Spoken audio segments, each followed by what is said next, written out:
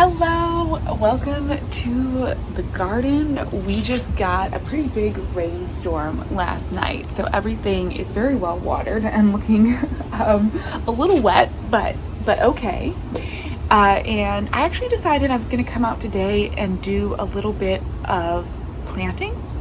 So some more seed sowing out here.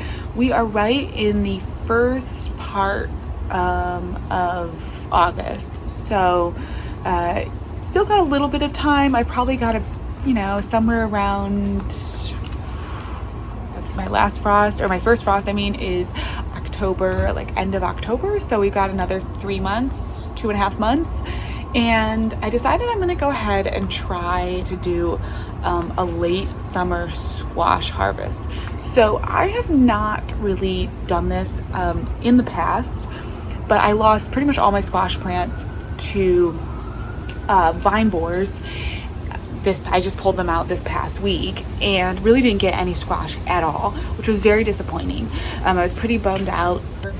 So a few people that I've heard of that grow kind of in the south, sort of in my area, have been talking about growing squash as a late season harvest, which I haven't ever really thought of doing as far as a fall garden.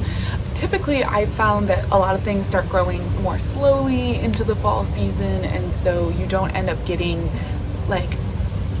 they don't get as big a harvest, and it kind of doesn't work with some of the other plants that I've tried to grow.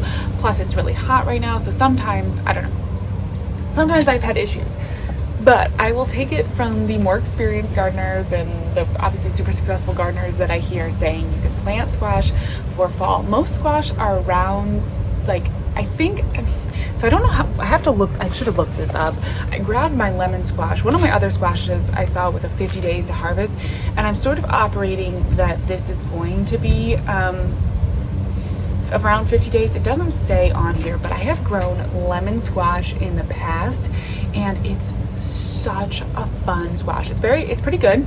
It's not like my favorite flavor. I do like my patty pans a lot, but it's a really nice, you can use it any way that you would use zucchini, and it kind of looks like a lemon, and it kind of has a really flat, fresh, nice flavor, and it is super high yields, super pest resistant supposedly, this is what I'm going for. I wanted to find my most pest resistant squash so that hopefully we can avoid the vine borers.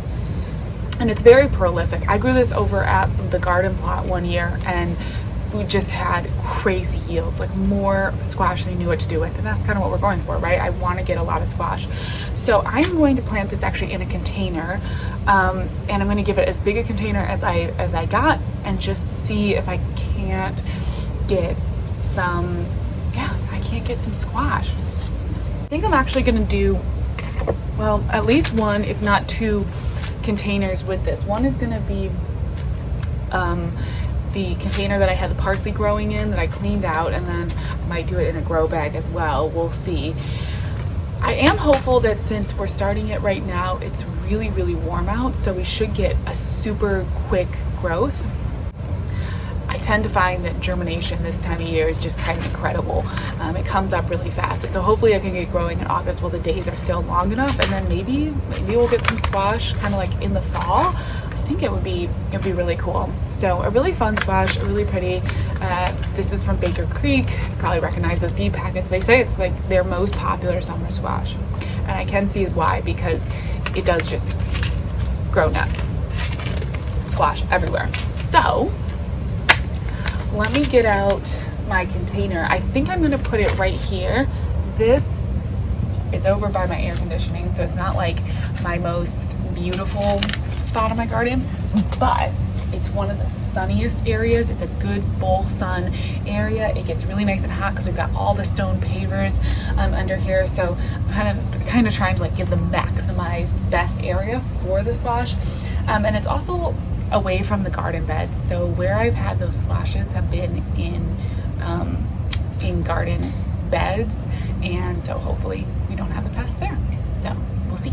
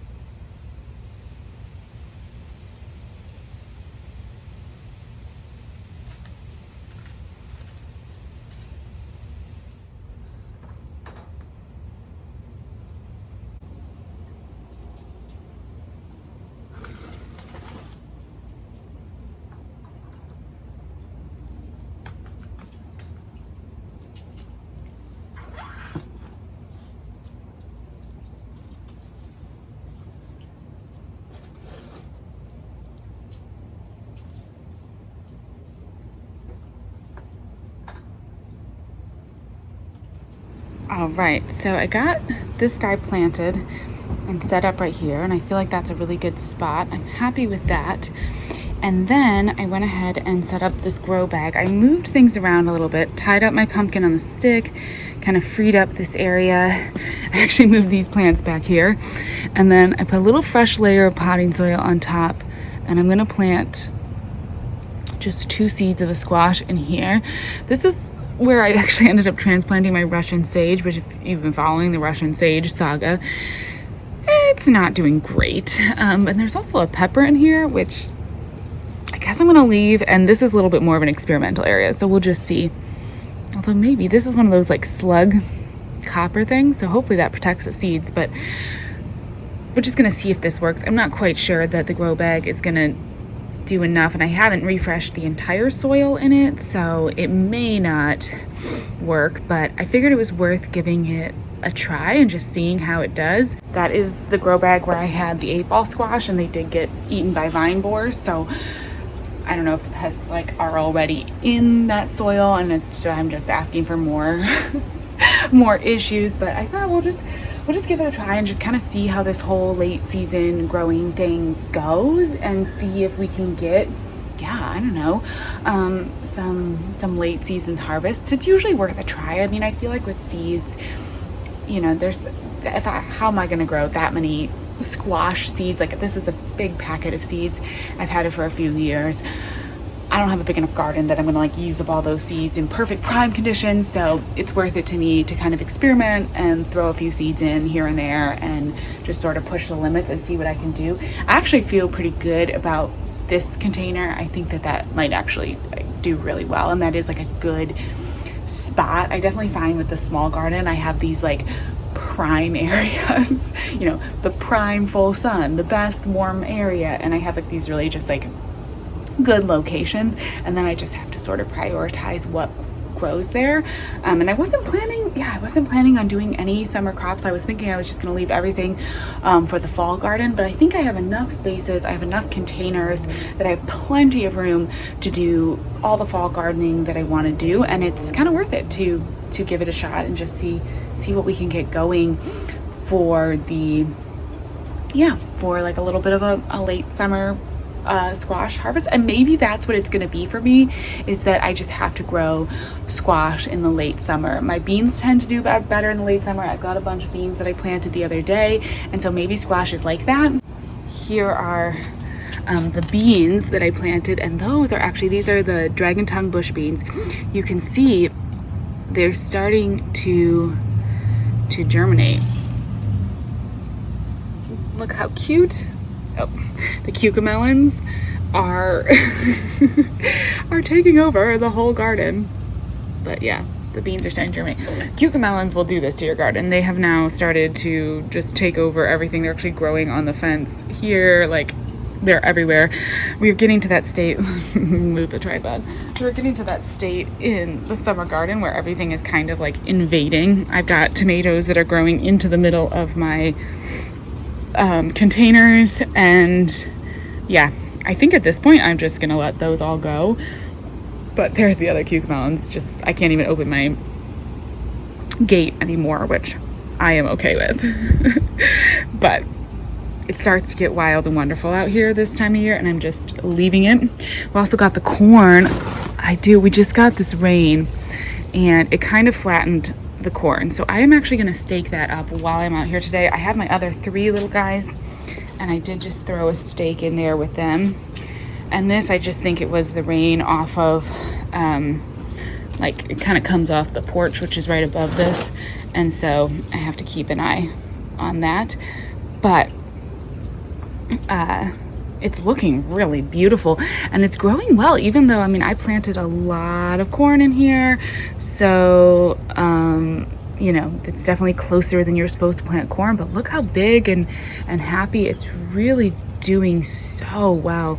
So that's a good encouragement. If you saw me planting corn in a container and weren't quite sure how that was going to do, that's how it's doing. It's doing really good. Well, with that, I will keep you posted on how the late season squash goes, and if we are able to keep the boars away from it. Let's keep our fingers crossed that hopefully that is possible.